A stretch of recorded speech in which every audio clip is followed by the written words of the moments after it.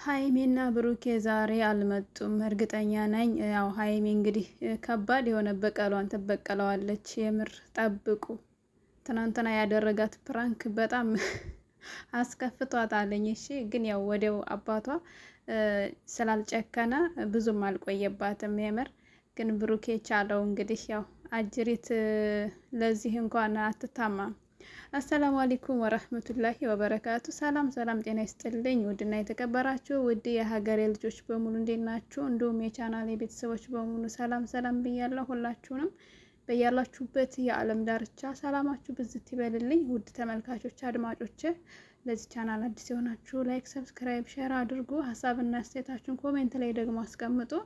ዛሬ እንግዲህ እነ ሀይሚ እነ ብሩኬ አልመጡም። ትናንትና መጥተው ነበር። ብሩኬ ከባድ ፕራንክ አድርጓት ነበር።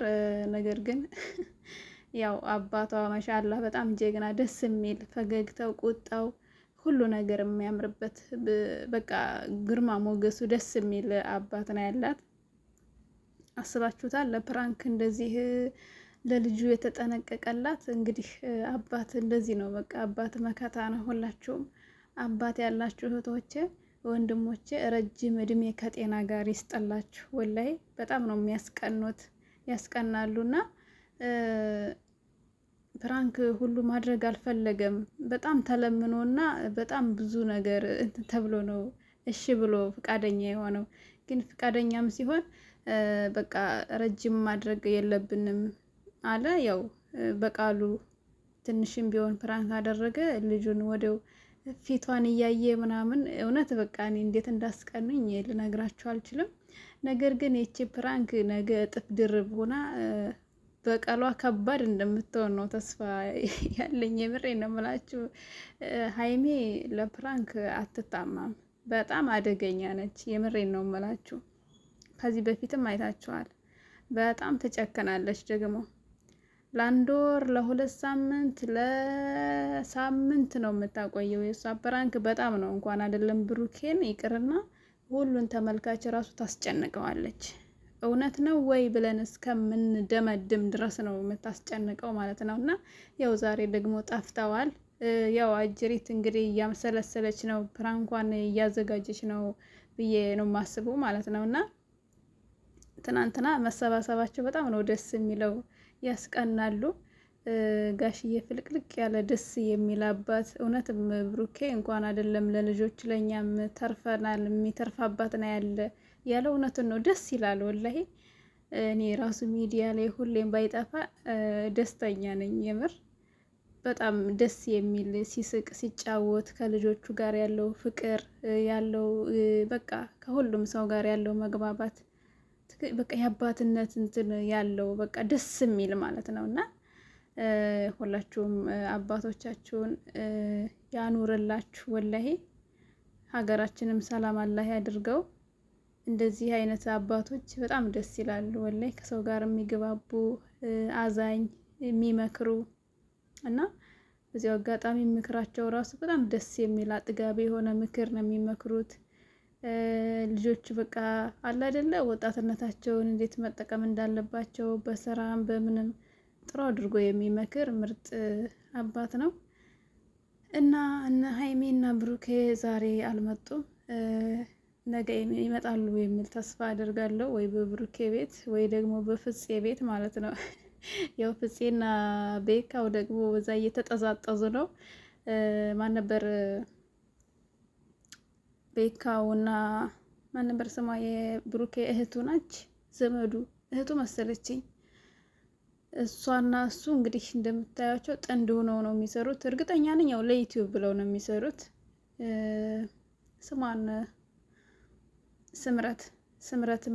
ስምረትና ቤካ የሚባለው ማለት ነው። እና እነሱ አሁን ቤካ ሙስሊም ነው ስምረት ደግሞ ክርስቲያን ነች። በነገራችን ላይ ማን ነበር ስሙ? ፍፄና ስምረት አንድ ላይ ቢሰሩ ደስ ይላሉ። በቃ በሁሉም ነገር አንድ አይነት የተመሳሰለ ነገር አላቸው ማለት ነው። እና ያው እንግዲህ ወይ በሱ ቤት ነገ በፍፄ ቤት ይመጣሉ ተስፋ እናደርጋለን ማለት ነው። ሀይሚ እና ብሩኬ እና እመኑኝ ማን ነበር ስሟ ፍፄና ማን ነበር ስምረት ነው ስሟ እያዘኝ ፍፄና ስምረት እንደሚጣመሩ በቃ ተስፋ አለኝ። ሁለታቸው ማለት ነው። የሆነ አላቅም የሆነ የሚያመሳስል ነገር አላቸው ሁለታቸው ማለት ነው። ፍፄ የሚባለው ልጅ ደስ ይላል፣ ረጋ ያለ ነው፣ ሰከን ያለ ደስ የሚል ልጅ እና ሁለታቸው ቢጣመሩስ። ቲክቶክ ላይ ደግሞ እያዟዟራቸው ነበረ ሁለታቸውን እና ያው ታያላችሁ። ግን እውነት እኔ የምለው ሚዲያ ላይ ህዝቡ ባጣመረው ነው ማለት ነው ህዝቡ የሚጣመረው። እኔ ግርም ይለኛል ግርም ይለኛል። እውነቴን ነው የምላችሁ። ሀይሚንና ብሩኬን እኮ ቲክቶክ ላይ ነው በሙዚቃ እያጣመሯቸው ምናምን እያቀነባበሩ፣ እንዲሁም ደግሞ አብረው ሲጎራረሱ የነበሩትን የሮመዳን ላይ ከነ ሙቤ ቤት ላይ ኢፍጣር ላይ ምናምን እንደዛ የተገባበዙትን ያን እየቆራረጡ ነው በቃ እንዲገናኙ ያደረጉት ማለት ነው። እና እንዴት ነው ያሁኑ ፍቅር ግን በዚህ በቃ እየጸደቀና እየጸና ነው ማለት ነው። እና አሁን ደግሞ ስምረትን እና ፍፄን ሲያቀነባብሯቸው ነበረ። እመኑኝ እነሱ ደግሞ አሁን አንድ ላይ ይሆናሉ ብዬ እኔ እነሱ ራሱ ወላሂ እኔ በበኩሌ ማለት ነው አንድ ላይ እንዲሆኑ ነው የምመኘው። ለምን እንደሆነ አላውቅም። ሁለታቸው የሆነ በቃ ደስ የሚሉኝ ነገር አለ አንድ ላይ ቢሆኑ ማለት ነው። እና እውነት በጣም ደስ ይላል። ሚዲያ ላይ የሚሰሩት የሚያቀነባብሩት ልጆች በጣም ነው የሚያስቁኝ።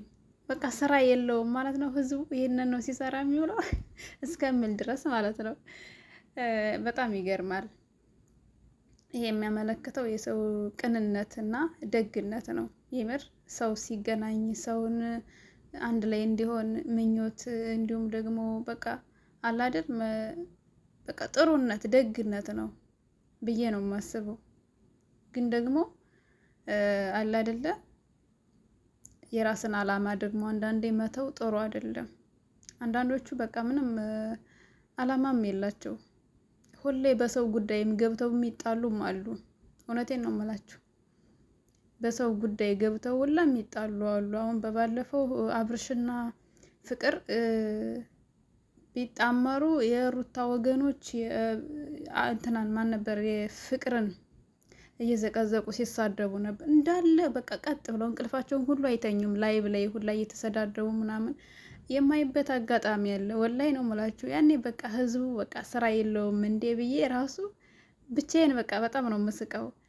እና ውድ ተመልካቾቼ ያው እንግዲህ የዛሬው ቪዲዮ ይህንን ይመስላል። በቀጣይ ቪዲዮ ውስጥ ማገኛችሁ ሰላማችሁ ብዝት ይበልልኝ። በድጋሚ ለዚህ ቻናል አዲስ የሆናችሁ ላይክ፣ ሰብስክራይብ አድርጉ፣ ሼር አድርጉ። ሰላም ሁኑልኝ። ቻው